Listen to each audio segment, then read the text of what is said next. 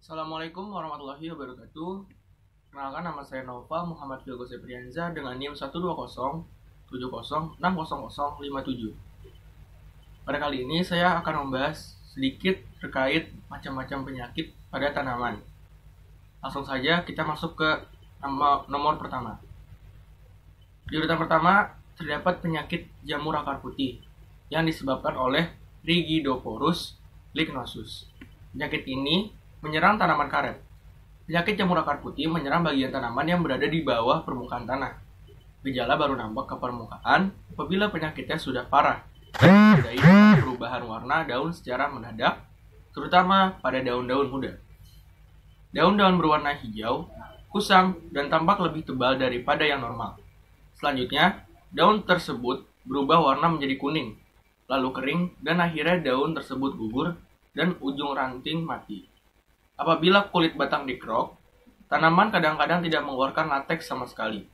Tanaman terserang berat akhirnya tumbang. Ada kalanya tanaman yang terserang membentuk bunga dan buah lebih awal. Gejala seperti ini menunjukkan bahwa serangan telah mencapai tingkat lanjut. Pengendalian hayati terhadap penyakit ini dilakukan dengan cara memberikan agen hayati biakan jamur Trichoderma yang dicampur dengan kompos sebanyak 200 gram per lubang tanam atau 1 kg Trichoderma dicampur dengan 50 kg kompos per pupuk kandang. Untuk penyakit yang kedua, ada penyakit bulai. Penyakit bulai merupakan penyakit utama budidaya jagung yang disebabkan oleh jamur Perennosclerospora maidis. Penyakit ini menyerang tanaman jagung khususnya varietas rentan, hama penyakit serta saat umur tanaman jagung masih muda, antara 1 hingga 2 minggu setelah tanam. Gejala penyakit bulai, adanya warna klorotik memanjang sejajar tulang daun dengan batas terlihat jelas antara daun sehat. Bagian daun permukaan atas maupun bawah terdapat warna putih seperti tepung, sangat jelas di pagi hari. Pertumbuhan tanaman jagung akan terhambat, termasuk pembentukan tongkol buah, bahkan tongkol tidak terbentuk. Daun-daun menggulung serta terpuntir, bunga jantan berubah menjadi massa daun yang berlebihan. Strategi pengendalian penyakit bulai yang efektif ialah melalui pencegahan dengan penggunaan varietas tahan dan fungisida berbahan aktif metalaksil. Menghindarkan tanaman dari infeksi dilakukan dengan pengendalian gulma dan penanaman serempak pada awal musim kemarau. Untuk penyakit yang ketiga, ada layu bakteri. Penyakit ini merupakan penyakit utama pada tanaman famili Solanaceae seperti cabai, kentang, dan tomat yang disebabkan oleh bakteri Ralstonia solancearum. Gejala serangan akan menyebabkan layu pertama berada pada bagian paling bawah pada daun tanaman yang sudah tua. Sedangkan pada daun tanaman yang masih muda, gejala serangan kelayuan dimulai dari bagian atas. Penyakit ini akan menyebabkan layu permanen, sedangkan daun tetap terlihat hijau atau kadang-kadang kuning. Layu bakteri pada buah-buahan akan menyebabkan buah menjadi kuning dan busuk. Penyakit ini berkembang dengan cepat pada musim hujan. Pengendalian penyakit ini yaitu dengan menggunakan Starner. Pada musim hujan tinggi, Starner dapat melindungi tanaman dari layu hingga 95%. Gunakan Starner dari awal sampai 30 HST dengan menggunakan 2 sendok per 16 liter air. Untuk yang keempat, ada penyakit embun tepung. Penyakit ini umum terjadi pada waktu musim pertunasan, ditandai dengan adanya lapisan tepung putih pada bagian atas daun, yang dapat menyebabkan daun malformasi, atau bisa disebut mengering akan tetapi tidak gugur.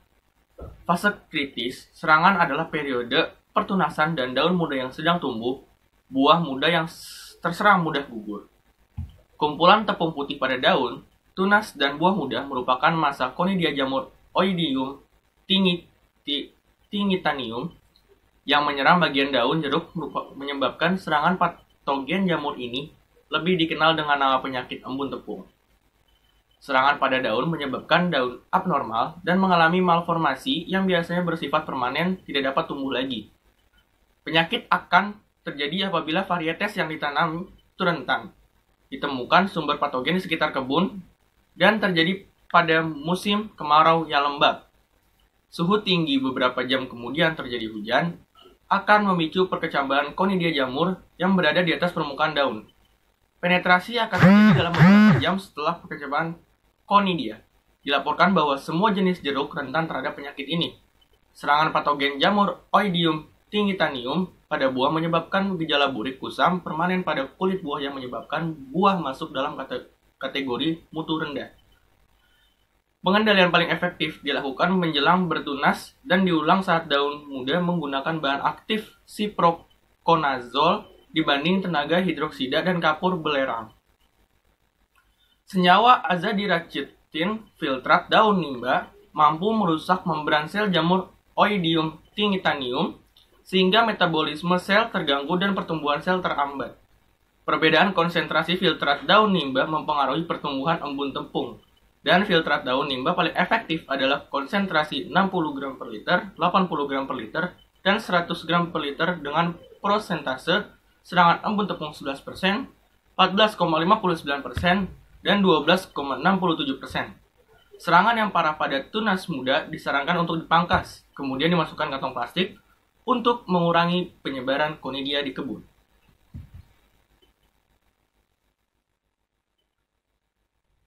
Untuk penyakit yang terakhir, terdapat penyakit tungro. Penyakit tungro merupakan salah satu penyakit yang paling merugikan bagi para petani, khususnya petani padi, di kawasan Asia Tenggara dan Asia Selatan. Penyakit ini juga sudah dilaporkan menyebar luas di seluruh dunia, terutama di negara-negara yang penduduknya membudidayakan tanaman padi. Penyakit tungro pertama kali ditemukan di Indonesia pada tahun 1859, disusul laporan-laporan yang sama di Taiwan, Thailand, Myanmar, dan India. Penyakit tungro disebabkan oleh dua jenis virus, yaitu Rhizotungro bacilliform dan Rhizotungro spherical virus. Kedua jenis virus ini bisa menginfeksi tanaman secara bersamaan karena tidak memiliki kekerabatan serologi. Virus tungro juga bisa ditularkan oleh wereng. Penyakit ini menyebabkan produksi padi nasional kehilangan hasil yang cukup tinggi. Anda bisa melihat tanaman yang terkena penyakit tungro dengan melihat beberapa gejala seperti muncul seminggu sesudah inokulasi, adanya diskolorasi berwarna kuning, dan adanya klorisi pada daun. Bila Anda menemukan hal-hal tersebut pada padi, maka akan mempengaruhi hasil panen. Beberapa teknologi pengendalian tungro yang dianjurkan adalah tanam serempak, pengaturan waktu tanam, varietas tahan, sanitasi lingkungan, dan penyemprotan insektisida. Penyakit tungro akan selalu ada pada daerah dengan pola tanam yang tidak serempak dan penanaman sepanjang tahun. Mungkin itu 5 penyakit tanaman yang bisa saya jelaskan pada kali ini. Lebih kurang yang mohon maaf. Assalamualaikum warahmatullahi wabarakatuh.